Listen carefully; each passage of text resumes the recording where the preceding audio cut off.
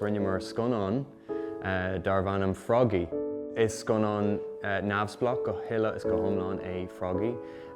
Is ní rá mór an budget again, so yeah. Bhí buséid an beag again chun é dhéine.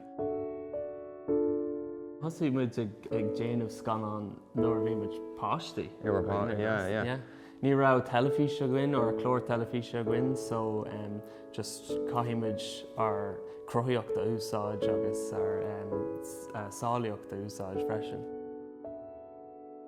Rinne me hain céin an seo an gáilmh in ATU or GMIT mar bhí sé ag an film agus documentary. Agus rinne mé ceol san áitscoil freisin is Royal Irish Academy of Music who's in Maileachlia.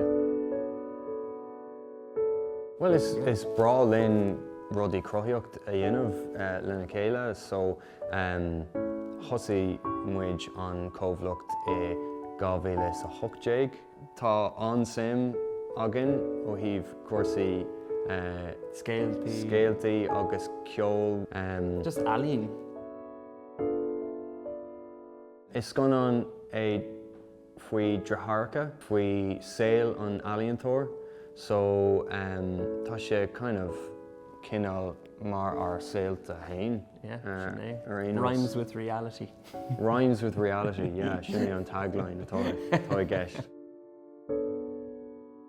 Bhí breagán a gcuin nuair a bhíon mar i bhar páistí Froggie agus bhí sé an a bheog, so nuair a bhíon mar ag scríomh an scannán, cé mar smaoinemh faoi kind of prop éigean, tháinig muid suas le Froggie an popéid.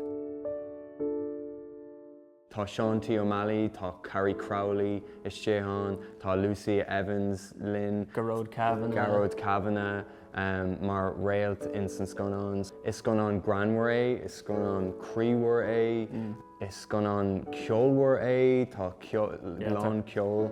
Ceol tríd an scannán ar fád like nócha faoin gcéad. Yeah, agus bhí mé go crú im like seomar lab. Bhí Jake mar Commodore ar an scannán freisin. Agus scríomh mar árán nua le haghaidh an scannán freisin dar bhanam Follow Your Star. Well, an tain deachracht ní rá mór an ama a gcuin, bhí thart ar ceir seachtaine agus níl sé sin mhór ó híomh kind of cuasa nar a bhíonn sibh ag déanamh fád scannán. Agus bhí fear an beag a gcuin freisin, so tá gach duine ag déanamh cúpla obair, you know. Bhí Jake mar léiriúcháin agus Commodore ceol agus mé hain, bhí mise agus runner.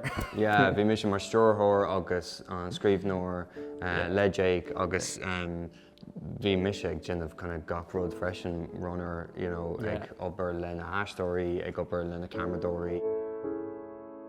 Tá muid ag éirí sales agent chun just like a chur ar an telefís nó san áharclán nó rud Ficture linn. Yeah. Tá muid ag fánacht ó cúpla féil eile agus baimid ag dul Harlar le Froggie I Sasna sa Worcester Film Festival agus I Luxembourg, the Luxembourg Festival of Irish and British Film.